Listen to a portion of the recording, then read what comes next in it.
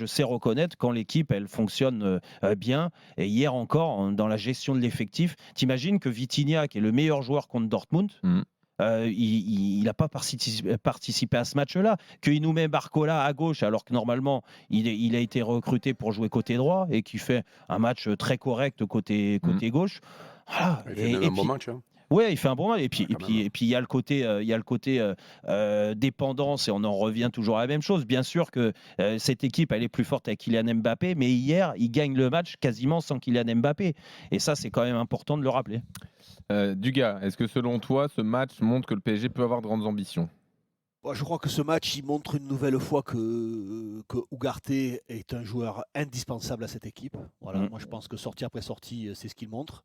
Que Hakimi est un contre-attaquant hors pair. Voilà, qu'il a des pieds, il a vraiment des bons pieds ce garçon. Après défensivement, j'attends toujours de le voir. À son meilleur niveau, voilà. Mais offensivement, c'est vrai que c'est un sacré contre-attaquant. Il amène toujours des solutions. Il a vraiment un bon pied. On l'a vu sur le coup franc, sur ses feintes de frappe. Voilà, il joue beaucoup avec sa tête. Il anime bien son couloir droit. Et puis Enrique, c'est vrai que le travail d'Enrique, il a ramené des sourires. Je pense qu'il y a un objectif commun. Et Dugas, par exemple, tous les joueurs. Mais si tu réponds pas à la question directement, c'est que tu as toujours des doutes.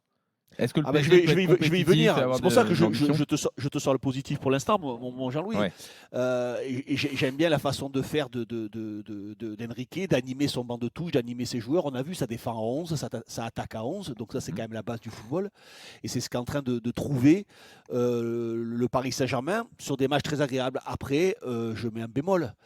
Tranquille les gars, allez-y doucement. Les 3 matchs références, c'est face à 3 équipes très malades, c'est-à-dire l'Olympique Lyonnais, Dortmund et Marseille qui arrive sans entraîneur. Donc très bien, il faut positiver, il faut jouer là-dessus. C'est grâce au Paris Saint-Germain ces belles performances, mais il y a aussi un adversaire en face qui ne joue pas, qui n'a pas joué du tout. Dortmund, ils n'ont pas joué.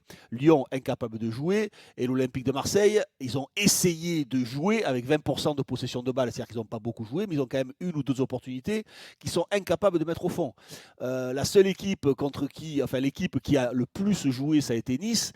Et le Paris Saint-Germain s'est retrouvé un peu en difficulté. Donc ils ont joué 3 fois et très bien joué. Ils ont très bien joué 3 fois contre 3 équipes qui se ressemblent.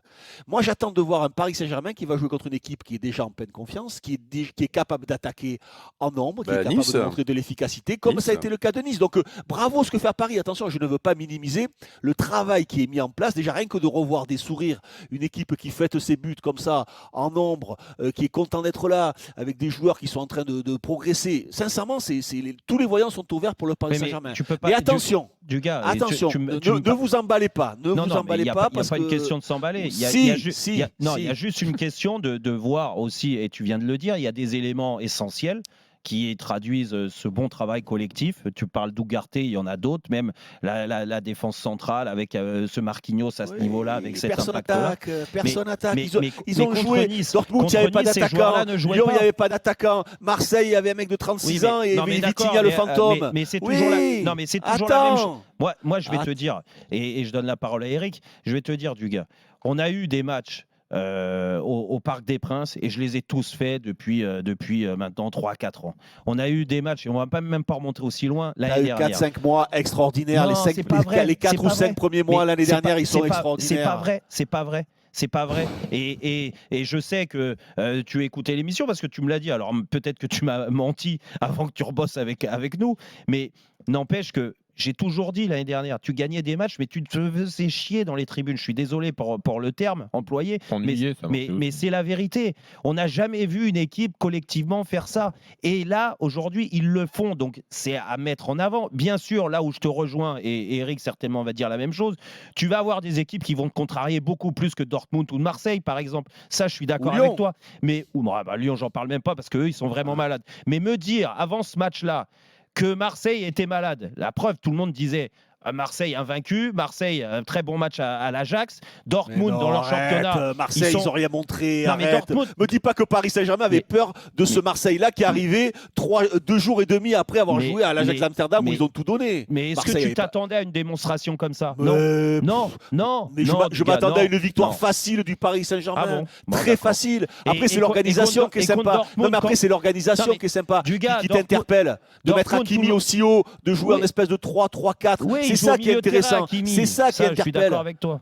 Je suis d'accord avec toi, mais me dire, entendre aussi que Dortmund c'est léger, mais léger. Quand tu vois l'équipe de Dortmund, elle est encore dans le haut du tableau en Allemagne. Alors elle n'a pas été flamboyante, on est d'accord. Mais c'est quand même non, mais c'est pas moi qui le dis. C'est au tirage au sort, tout le monde nous dit oui, c'est le groupe de la mort. Ils gagnent leur premier match contre Dortmund en les écrasant.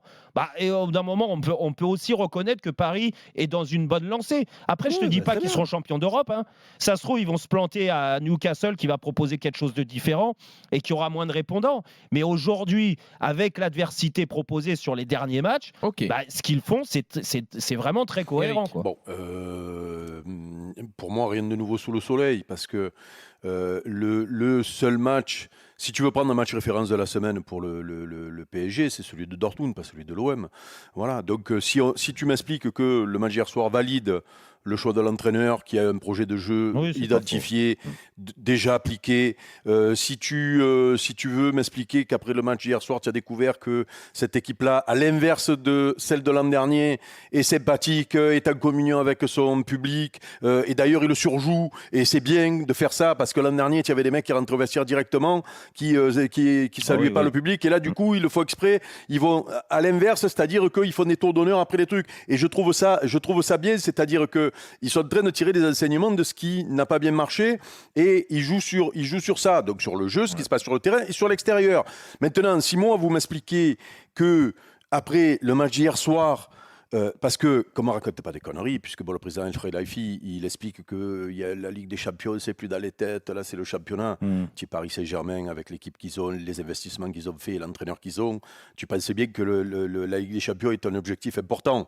Comme toute équipe qui voilà. participe. Donc, si toi tu m'expliques qu'après le match d'hier soir, tu as plus de certitude sur le projet, qui est très bien, on a dit tous les points positifs, on n'a pas de superlatif pour dire que tout ce qu'ils font est bien pour le moment, mais si toi tu m'expliques qu'après le match d'hier soir, tu as plus de certitude sur ce qui va se passer au mois de février-mars, quand va arriver un éventuel 8e de finale, on ne parle pas d'une finale ou d'une demi-finale, hein, mais on est d'accord que quand tu es Paris Saint-Germain, tu sors au moins des poules et tu as l'ambition de passer ce match-là, puisque maintenant c'est même plus l'objectif du club, donc ne raconte pas des bêtises, c'est un club qui est ambitieux, qui a fait un recrutement. Non, mais je l'ai entendu ailleurs, donc c'est pour ça. Il t'accuse de raconter des bêtises. Non, je parle pas de toi, je parle de bêtises que j'ai entendues ailleurs. Bien sûr que tout le monde est focalisé sur ça, et le championnat aussi. Et si tu me dis qu'après avoir battu cette équipe de l'OM en souffrance, que ça t'apporte des certitudes de plus qu'après le match de Dortmund, moi je n'y crois pas. Voilà. Ça confirme une tendance en tout cas. Oui. Que vous avez fait un bon choix d'entraîneur, que le recrutement a l'air d'être cohérent et que l'ambiance est top. Voilà. Ça, on avait compris ça quand même. Hein. Voilà.